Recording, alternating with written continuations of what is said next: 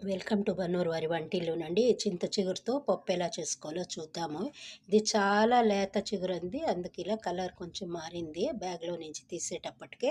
కందిపప్పు తీసుకున్నాను, దీన్ని కడిగి ఉడికించేస్తాను. కందిపప్పును కడిగి ఇలా కుక్కర్లో ఉంచానండి, 2 విజిల్ ఉడికించుకుంటాను. పప్పుకు పోపు వేసి ఉడికించుకోవాలి. నూనె వేస్తున్నాను, ఉడికిపోయింది. జీలకర్ర ఆవాలు వేస్తున్నాను పోపులోకి. వేసాను, ఇందులోకి పసుపు వేసాను, పచ్చిమిర్చి పేస్ట్ వేసేస్తున్నా అండి, ఇంట్లో చేసిండేది ఇది.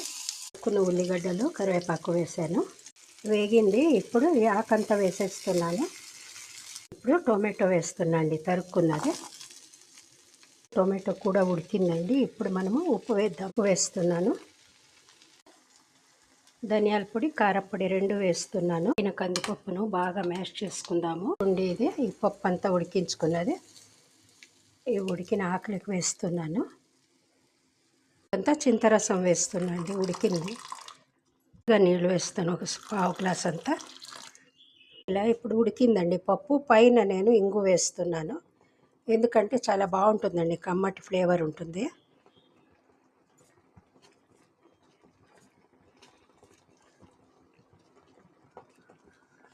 కలిపెడతాను. వేసాం కంటే కూడా మనము ఇలా వేస్తే చాలా కమ్మగా వస్తుందండి. ఈ కన్సిస్టెన్సీ చాలు.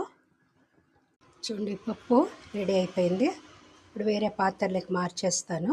నా చింతాకు పప్పు రెడీ అయిపోయిందండి. మీకు అందరికీ నచ్చిందంటే లైక్ చేయండి, షేర్ చేయండి. కొత్త వాళ్ళు అయితే సబ్స్క్రైబ్ చేయడం మర్చిపోకండి. మీరు ఎలా చేస్తారో కామెంట్లో పెట్టండి. Thanks for watching my video.